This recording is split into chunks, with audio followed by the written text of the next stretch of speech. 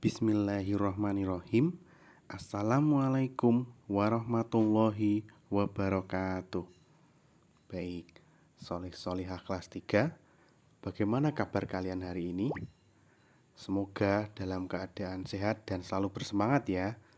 Baik, anak-anak, hari ini kita akan belajar sejarah kebudayaan Islam dengan materi kepercayaan masyarakat Arab sebelum Islam. Nah, baik, silakan dipersiapkan diri dengan baik agar materi yang kita pelajari hari ini bisa kalian terima semua dengan baik.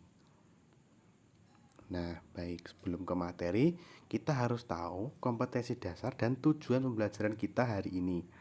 Nah, baik anak-anak, KD yang pertama adalah memahami agama dan kepercayaan masyarakat Arab sebelum Islam. Kemudian yang kedua, mengorganisasi informasi, kisah tentang karakteristik agama dan kepercayaan masyarakat Arab sebelum Islam. Kemudian tujuan pembelajarannya adalah yang pertama, menjelaskan agama dan kepercayaan masyarakat Arab sebelum Islam. Kemudian yang kedua, menyebutkan hikmah dari kepercayaan masyarakat Arab sebelum Islam. Nah, baik. Kita menuju ke materi yang pertama. Agama masyarakat Arab sebelum Islam. Baik anak-anak, ada 4 agama yang dianut masyarakat Arab sebelum Islam datang. Yang pertama adalah agama Hanif. Jadi, agama Hanif yaitu agama yang dibawa oleh Nabi Ibrahim yang mengerjakan tauhid. Jadi agama Hanif ini benar ya, agama yang mengajarkan tauhid dan agama ini menyembah Allah. Nah, kemudian agama Nasrani. Nah, kita pasti sudah tahu ya, agama Nasrani ini yaitu agama yang dianut oleh masyarakat dari beberapa suku yang ada di sana, suku Ghassan dan suku Al-Munazirah. Kemudian agama Yahudi, ini yaitu agama yang dianut oleh kaum Bani Israel yang tinggal di di sana. Kemudian yang terakhir ini adalah paganisme. Ini agama yang mayoritas yang paling banyak dianut di sana. Jadi agama ini menyembah berhala, menyembah binatang, menyembah matahari dan sebagainya. Intinya makhluk-makhluk yang gimana ya, yang aneh. Jadi yang mereka sembah ini adalah hal-hal yang aneh. Tapi paganisme ini malah menjadi agama mayoritas di sana. Yang mayoritas itu adalah yang Ustadz maksud adalah yang terbanyak di Arab sana daripada agama-agama lain yang ada di Arab sebelum Islam datang ya. Nah, baik, kita menuju ke materi selanjutnya. Nah, ada beberapa hal penting sebelum Islam datang.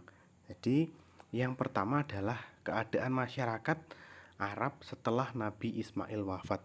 Jadi anak-anak, ketika Nabi Ibrahim membawa agama Hanif, itu kemudian dilanjutkan oleh Nabi Ismail. Awalnya agama ini menjadi agama mayoritas di sana. Seiring berjalannya waktu, kemudian Nabi Ismail wafat, agama ini seperti kehilangan sosok pemimpin. Jadi masyarakat yang awalnya ini mayoritas banget ini banyak yang meninggalkan. Banyak awalnya mereka yang menolak menjauhi perbuatan syirik, mereka kemudian mulai mendekati dan malah melakukan syirik. Nah, seperti itu ya awalnya. Bagaimana kemudian setelah berjalannya waktu mereka meninggalkan agama Hanif yang awal tadi. Nah, kemudian Amr bin Luhai membawa ajaran menyembah berhala. Jadi anak-anak, Amr bin Luhai ini adalah sosok yang sangat berpengaruh ya bagi masyarakat Arab. Jadi kalau di sini tokoh penting, tokoh masyarakat seperti itu. Sehingga apa yang ia lakukan dan ia ajarkan sangat mudah diterima di masyarakat karena sudah menjadi tokoh ya. Jadi ketika itu Amr itu melakukan perjalanan ke Syam dan dia melihat penduduk Syam ini menyembah berhala. Berhala itu patung. Nah, kemudian hal ini kemudian dia lakukan dan dibawa ke Arab. Dia menaruh patung tuh di beberapa titik, utamanya di Mekah itu ya, sebelum agama Islam datang itu ditaruh patung dan dia itu mengajarkan kepercayaan ini kepada masyarakat Mekah, yaitu untuk menyembah berhala. Selain itu dia juga mengajarkan cara menyembah berhala Sehingga masyarakat Mekah ini meyakini bahwa berhala itu adalah perantara untuk mendekatkan diri kepada Tuhannya. Nah, sejak saat itu mereka mulai membuat berhala hingga 360 berhala. Berhala-berhala tersebut kemudian diletakkan mengelilingi Ka'bah. Jadi dulu ya anak-anak, Ka'bah itu dikelilingi oleh berhala. Banyak sekali berhala, atau kita biasa mengenalnya dengan patung. Nah, kemudian adanya berhala-berhala ini yang mengelilingi Ka'bah tersebut, mulailah muncul kepercayaan baru bagi masyarakat Arab kota Mekah utamanya, yaitu kepercayaan terhadap para berhala yang mereka anggap sebagai perantara untuk beribadah kepada Tuhan mereka. Nah, kemudian kota Mekah ini menjadi pusat penyembahan berhala. Nah, seperti itu ya anak-anak. Kemudian yang ketiga adalah masyarakat Arab selain Mekah ikut menyembah berhala. Nah, mengapa demikian? Hal ini terjadi ketika masyarakat Arab dari kota lain itu datang ke Mekah untuk melaksanakan ibadah haji. Ibadah haji belum seperti saat ini ya anak-anak, mereka datang karena belum ada agama Islam, ibadah hajinya berbeda. Mereka melihat banyak berhala yang mengelilingi Ka'bah. Saat itu mereka bertanya kepada pembesar di kota Mekah. Jadi mengapa menyembah berhala? Para pembesar itu menjawab, berhala-berhala tersebut sebagai perantara untuk mendekatkan diri kepada Tuhannya. Jadi setelah itu masyarakat-masyarakat sekitar Mekah, ya masyarakat Arab ya, sekitar Mekah itu menjadi ikut-ikutan. Selain itu karena percaya ya, jadi eh, akhirnya ikut semua. Jadi selain menyembah berhala, mereka juga melakukan kebiasaan buruk seperti minuman keras yang membuat mereka mabuk, melakukan judi, perzinahan, membunuh bayi perempuan. Karena mengapa hal ini bisa terjadi? Karena mereka sudah jauh dari agama yang benar tadi, dan mereka malah menganut agama yang salah ya. Jadi sebelum lahirnya agama Islam, sebagian besar masyarakat Arab ini menyembah berhala. Ada beberapa hal yang mempengaruhi masyarakat Arab melakukan perbuatan menyimpang dengan menyembah berhala. Penyebabnya adalah karena masyarakat Arab ini memiliki kecenderungan yang kuat untuk mengagungkan para leluhur yang telah berjasa kepada kabilah mereka. Leluhur itu pendahulu mereka yang sudah meninggal ya. Nah, kita menuju materi selanjutnya. Nah, selanjutnya adalah kepercayaan masyarakat Arab sebelum Islam. Jadi sebelum Islam datang ini, masyarakat Arab ini banyak yang menyembah berhala ya, tadi paganisme ya.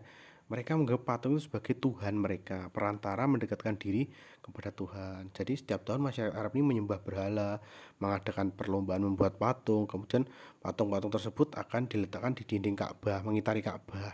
Jadi sehingga Ka'bah ini banyak dikelilingi berhala atau patung. Jadi seperti itu.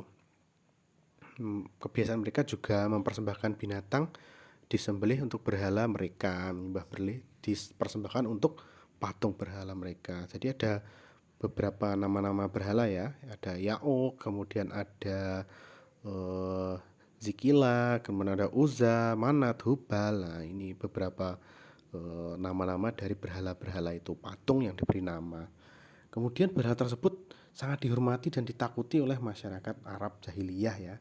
Nah, kemudian selain itu, selain kepercayaan terhadap penyembahan berhala, sebagian masyarakat Arab juga memiliki kepercayaan menyembah makhluk yang lain. Yang pertama, mereka menyembah malaikat. Jadi, sebagian masyarakat Arab ini ada yang menyembah malaikat. Mereka menganggap bahwa malaikat itu sebagai wakil Tuhan.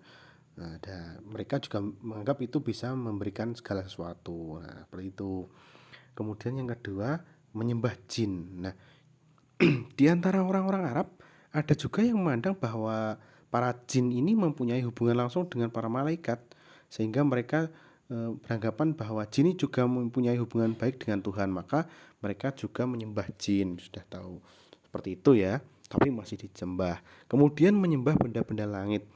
Benda-benda langit yang dimaksud adalah bintang-bintang, matahari dan bulan.